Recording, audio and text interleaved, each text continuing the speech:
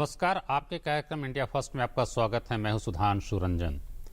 आज भारत विजय दिवस मना रहा है और इसी तरह बांग्लादेश में भी विजय दिवस मनाया जाता है, क्योंकि 1971 में जब बांग्लादेश मुक्त हुआ, आज़ाद हुआ, उसमें भारत की अहम भूमिका थी। और आज का ही दिन है जिसमें हम अपने शहीदों को, जो मारे गए थे, उनको याद करते हैं। वैसे तो बांग्लादेश की आज़ादी की घोषणा पहले ही हो गई थी मार्च महीने में, लेकिन अगर सही तरीके से कहा जाए, जो आज़ादी मिली बांग्लादेश को, वो आज का दिन है और इसी को हम विजय दिवस के रूप में मनाते हैं, भारत भी बांग्लादेश भी। आज बांग्लादेश के गृह मंत्री असदुज्जमा एक शिष्टमंडल के साथ भारत आए हैं, जिसमें वहां के योद्धा कहे जाते हैं। उनका एक शिष्टमंडल है, 72 ऐसे लोग हैं और वो बंगाल गए हैं, पश्चिम बंगाल में हैं। आज यहाँ भी एक बड़ी गोष्ठी हुई है जिसमें जो योद्धा थे भारत के भी और बांग्लादेश के भी, उन सबों को सम्मानित भी किया गया है और पूरा इतिहास दोहराया गया कि किस तरह से बांग्लादेश पाकिस्तान से अलग हो पाया, उसे मुक्ति मिली और एक जो दमन का दौर था, जुल्म का दौर था, उससे बांग्लादेश अलग हुआ और वो इतिहास, जो एक क्रूरता का इतिहास था, वो समाप्त हुआ।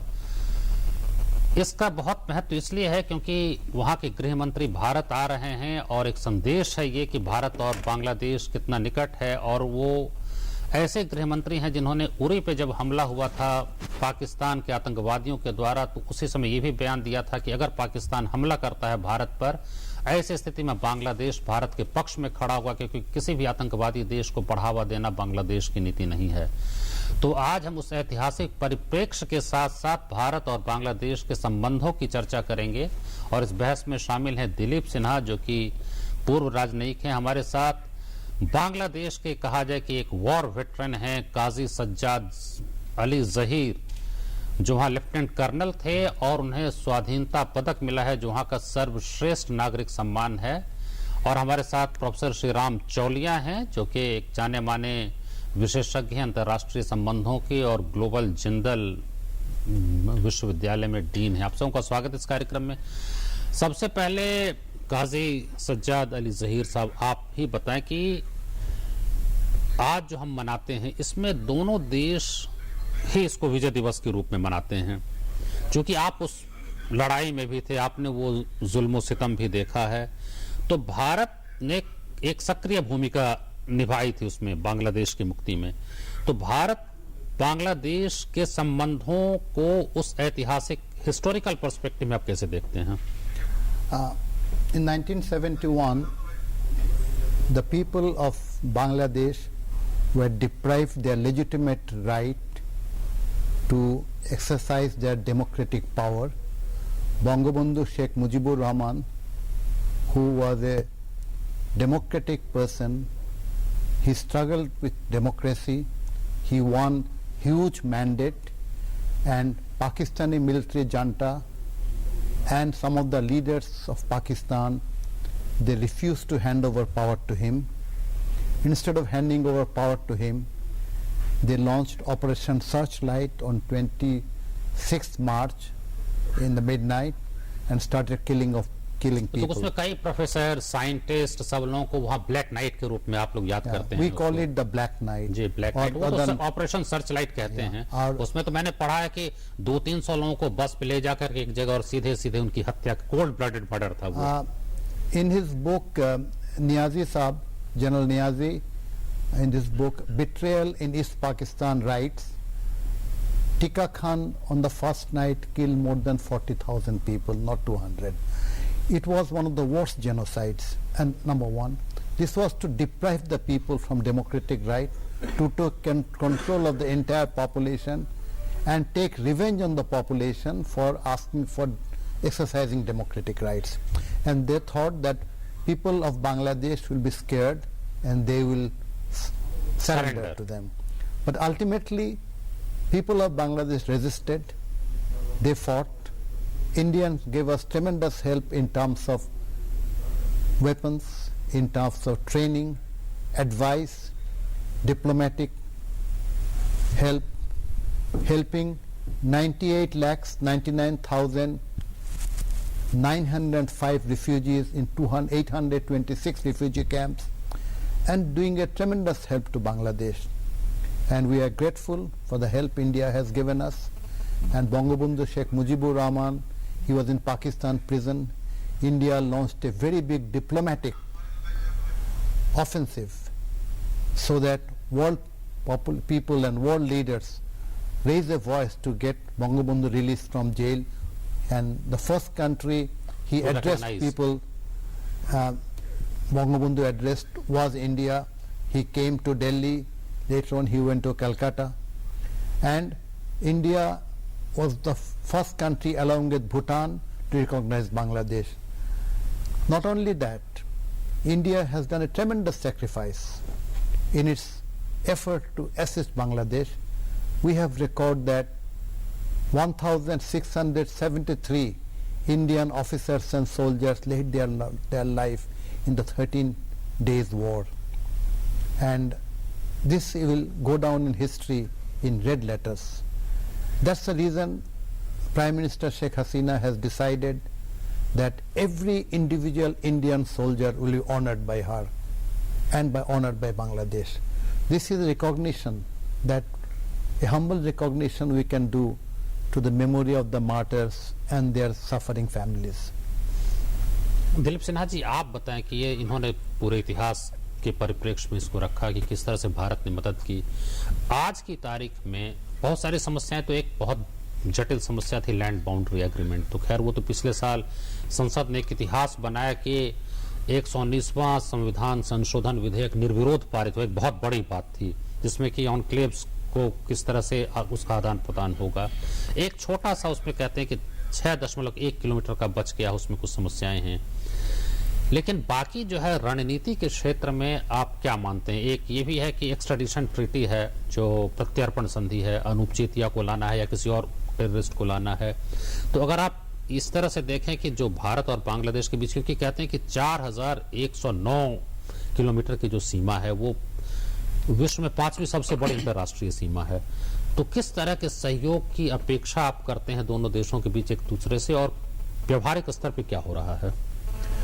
देखिए, शेख हसीना ने जो अपनी दूसरी और तीसरी पारी, उनकी तीसरी पारी चल रही है अभी, तो दूसरी पारी और तीसरी पारी में संबंधों को सुधारने में बहुत अच्छा प्रयास किया है, और इसका नतीजा ये हुआ है। आपने बताया लैंड बाउंड्री एग्रीमेंट के बारे में, साथ साथ आपको देखना होगा मैरीटाइम बाउंड्री, जो समुद्री सीमा जो है, उसका हमने समाधान कर लिया आर्बिट्रेशन द्वारा।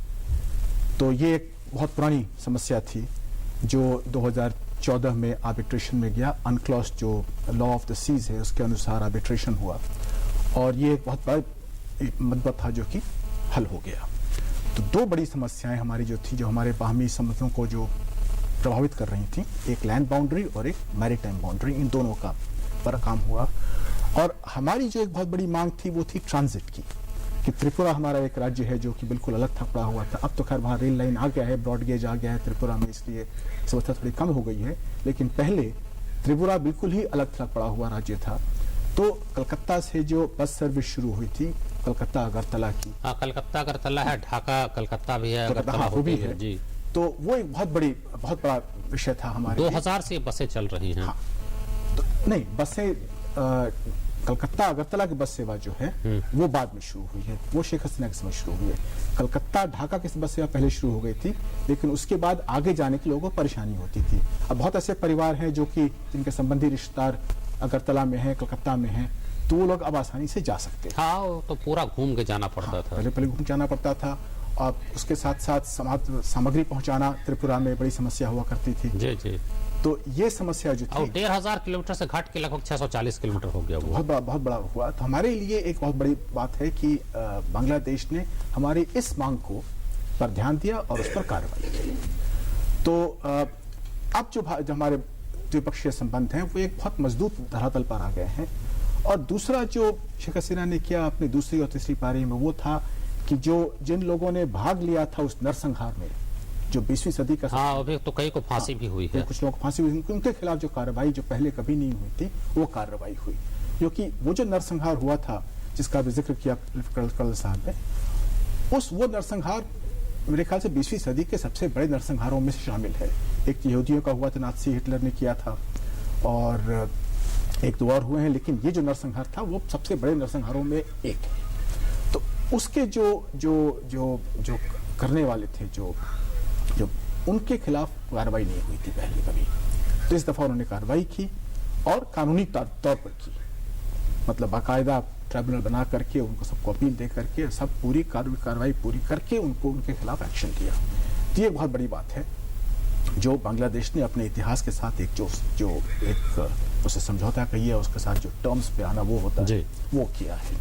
ठीक है दिलीप सिन्हा जी, यहाँ पर एक छोटा सा ब्रेक लेंगे और ब्रेक के बाद हम श्री राम चौलिया जी के पास आएंगे, क्योंकि और भी जो रणनीति के स्तर पे जो सहयोग हो सकता है उसमें क्या संभावनाएं हैं, व्यापार के क्षेत्र में क्या संभावनाएं हैं, इस पर विचार करेंगे। आप बने रहिए हमारे साथ, एक छोटे ब्रेक के बाद मिलते हैं।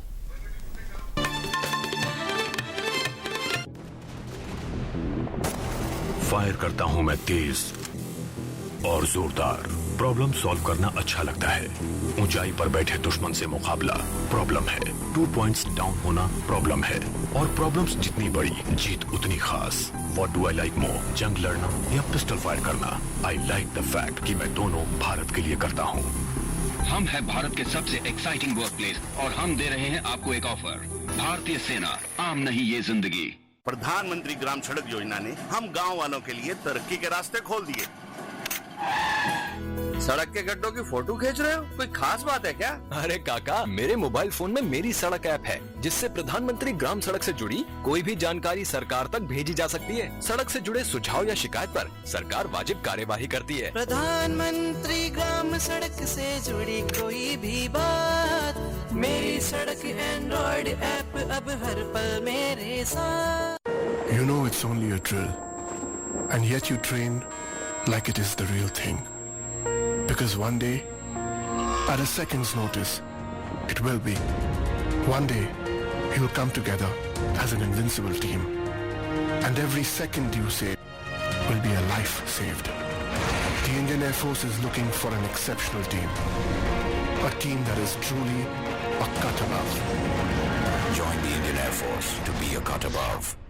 मुझे मिला, मुझे मिला, मुझे भी मिला, और मुझे भी। अल्पसंख्यक कार्य मंत्रालय की इस योजना में छोटे कारोबारियों के लिए है टर्म लोन यानी मियादी कर्ज, जिसमें 10 लाख तक की मदद का प्रावधान है। एनजीओ से जुड़ी अल्पसंख्यक महिलाओं के लिए है माइक्रो फाइनेंस स्कीम यानी लघु वित्त योजना, जिसमें है 50,000 तक का कर्ज। इसके अलावा माइनॉरिटी कम्युनिटी के स्टूडेंट्स के लिए है एजुकेशन लोन स्कीम, जिसमें है प्रोफेशनल और टेक्निकल एजुकेशन के लिए बहुत ही कम ब्याज दरों पर लोन। तो आप भी NMDFC की कर्ज स्कीम से लाभ उठाएं।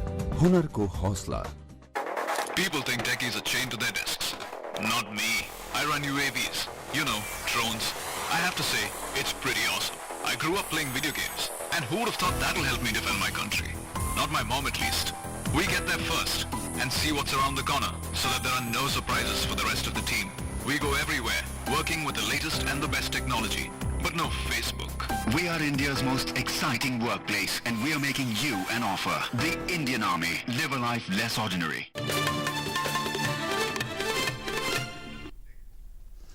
अंतराल पर फिर से आपका स्वागत। इस कार्यक्रम में हम चर्चा कर रहे हैं भारत बांग्लादेश रिश्तों के बारे में। हाँ, श्री राम चौलिया जी, आप बताइए कि क्या अभी संभावनाएं आप देख रहे हैं? एक तो व्यापार का क्षेत्र है, तो वो कस्टम में भी काफी कुछ सुधार हुआ। एक तो बीना पोल पेट्रा पोल था वो कस्टम का, और दूसरा अगरतला खोरा था, लेकिन और इस तरह से और भी कई जगह हैं जहां परेशानियां थी। पहले तो काफी परेशानी थी, ट्रक को 3-3, 4-4 दिन लगता था पार करने में, उसके कई कारण थे, उसमें सुधार हुआ है। तो एक तो व्यापार का क्षेत्र है, दूसरा है कि आतंकवाद के नियंत्रण में दोनों देशों की क्या भूमिका हो सकती है। और जैसा कि अभी कर्नल साहब बता रहे थे, दिलीप सिन्हा जी बता रहे थे, जब इतना एक भावनात्मक रिश्ता है, 71 के युद्ध में भारत ने इस हद तक साथ दिया है, तो निश्चित रूप से एक भावनात्मक भी है, सांस्कृतिक और जो पड़ोसी देश का संबंध है वो तो है ही, कला के क्षेत्र में, संस्कृति के क्षेत्र में। अभी आप रणनीति और बाकी चीजों में किस तरह के संबंध और सहयोग की अपेक्षा करते हैं? जी हाँ, देखिए, मेन कनेक्टिविटी जो हम कहते हैं उसमें काफी अभी तेजी पकड़ रही है।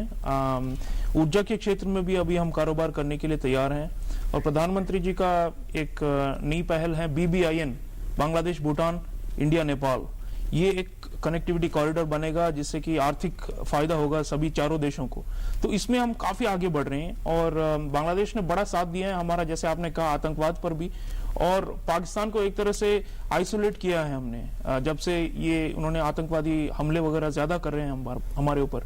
तो बांग्लादेश ने इसमें बड़ी भूमिका निभाई है। तो जितना हम बांग्लादेश के और करीब होते जाएंगे उससे पाकिस्तान का पर्दाफाश और ज्यादा होता रहेगा, क्योंकि बांग्लादेश एक तरह से पाकिस्तान को नकारने वाली एक आइडेंटिटी है कि पूरे दक्षिण एशिया में कैसे एक देश उभरा है स्ट्रगल से और ऑपरेशन से।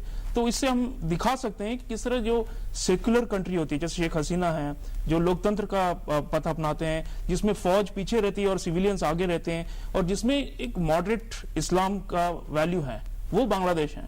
तो इस सब की वजह से मेरे ख्याल से और भी करीब हम होते आ रहे हैं पिछले कई सालों से।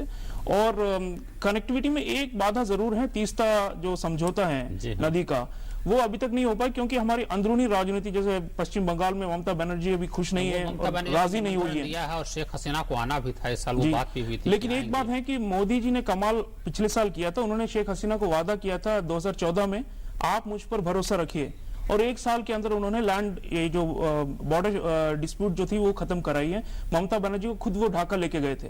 तो एक और करामात की जरूरत है। ममता बनर्जी रूठी हुई है, लेकिन मेरे ख्याल से मोदी जी अकेले हैं जो कर पाएंगे। बेनी नदी के बारे में समझौता है भारत और बांग्लादेश का। नदियां तो बेनी नदी के बारे में बड़े हैं, 54 के करीब नदियां हैं, 54 नदियां हैं। तीस्ता तो सबसे बड़ी नदी है, लेकिन तीस्ता पर समझौता वो कहते हैं कि अगर हो जाएगा तो ये इससे संबंध और बेहतर होंगे। लेकिन अब दोनों देशों पानी एक ऐसी समस्या है जिसमें कोई भी किसी तरह का समझौता करने को तैयार नहीं होता। लेकिन नहीं होगा मोदी जी के नेतृत्व में मेरा पूरा विश्वास है कि होगा, क्योंकि वो बाधाएं हटाते हैं, वो विघ्न विनाशक हैं।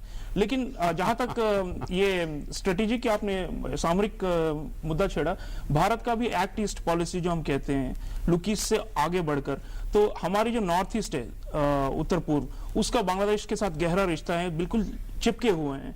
तो उसमें जितना ज्यादा कनेक्टिविटी हो, जितना ज्यादा ट्रेड आदान प्रदान हो सके, आयात निर्यात, तो हमारे लिए बड़ा फायदा होगा। और आगे जाकर देखिए, म्यांमार के लिए भी हमने ट्रांसशिपमेंट जो कहते हैं, म्यांमार को अगर हम एक कम खर्च में अगर एक्सेस करना है तो बांग्लादेश की फिर जरूरत पड़ेगी। तो ये जो पूरा पूर्व की तरफ जो हमारा रुख है, बिम्स्टेक में भी उसको साथ लेने की बात, बिम्स्टेक में भी बांग्लादेश बड़ा अहम है, बल्कि बिम्स्टेक में बांग्लादेश में हेडक्वार्टर्स है बिम्स्टेक का। तो जितनी भी रीजनल आर्किटेक्चर जो हम कहते हैं, उस सब का केंद्र बिंदु है बांग्लादेश। तो जितना बांग्लादेश को हम मदद कर पाएंगे एक उभरते हुए इकोनॉमी की तरह, हमारे लिए ही फायदा, और उनके लिए भी एक स्टेबिलिटी बनती है। अब बांग्लादेश में भी कुछ ऐसे एलिमेंट्स हैं जो बड़े हार्डकोर सुन्नी जिहादिस्ट माइंडसेट के भी हैं, और हमें शेख हसीना और नेक जो सोचने वाले हैं बांग्लादेश में, जो आम जनता है, उनके साथ मिलकर इनको भी हमें कॉर्नर करना पड़ेगा। क्योंकि सुनने में आया कि इस्लामिक स्टेट का भी एक अभी गुट वहां पे एक्टिव हो गया है, और पिछले सालों कई हमले भी हुए हैं वहां पे। तो हमारा इंटरेस्ट है कि उनके साथ करीबी करें और उनको फायदा भी दिखाएं। मोदी जी का ये है, जैसे कहते हैं सबका साथ सबका विकास पूरे दक्षिण एशिया में, तो बांग्लादेश उसमें अहम है। हम जितना ज्यादा उनको कॉन्फिडेंस दे पाएंगे, वहां पे शेख हसीना राज कर पाएंगी। वरना उनके खिलाफ भी कई लोग हैं जो कहते हैं कि ये बहुत ही प्रो इंडिया है। तो हमें उन्होंने हमारे ऊपर जो विश्वास दिखा है, हमें वापस में उनको भी दिखाना है कि हम मानते हैं। इसीलिए हमें कंसेशंस भी देने पड़ेंगे। तीसरा मेरे ख्याल से बड़ा मुद्दा है, जिसको हम जितनी जल्दी हल कर पाएं उतना ज्यादा विश्वास पैदा होगा। आप बताएं, 2-3 बातें जो आई हैं। एक तो ये कह रहे हैं कि जो शेख हसीना को बहुत ज्यादा माना जाता है कि प्रो इंडिया है, भारत की तरफ उनका रुझान है, झुकाव है।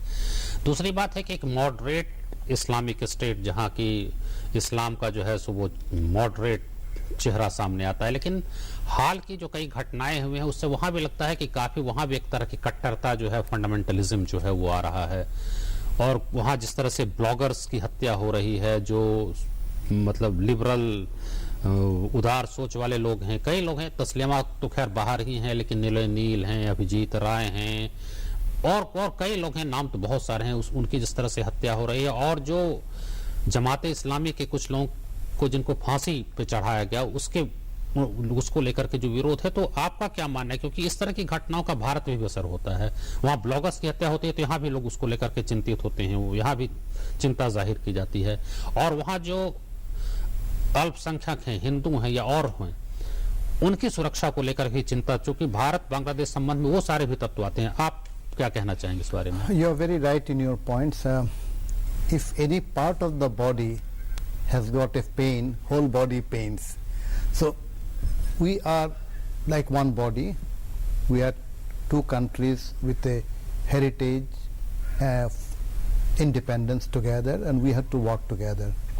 You are right that some incidents have taken place in Bangladesh, and it's happening in many countries and many Muslim countries more. But then after the incident, we have found that Honorable Sheikh Hasina has adopted a policy of zero tolerance. And with the zero tolerance and the strict measures she has taken, for only we had 2 incidents. After that, things have got much better now, and we hope progressively it will get better. And we also required assistance, mutual assistance from India and Bangladesh together, that our border belts are still very porous. So criminals can cross from India to Bangladesh with weapons, and Bangladesh criminals can do the same thing. So our intelligence system should be लेकिन porous होने के बावजूद भारत नेपाल का भी कहीं कोई उसमें ये नहीं पूरा पोरस है, कोई आ जा, वो समस्या नहीं। समस्या क्यों आती है? पोरस होने से सिर्फ समस्या नहीं आती है। Why I say porous is that it has been assessed that the border belts of both the countries, the generally more fundamental people live traditionally into this area, whether it is the Rohingyas or in Tripura and West Bengal or Assam borders. So they have lot of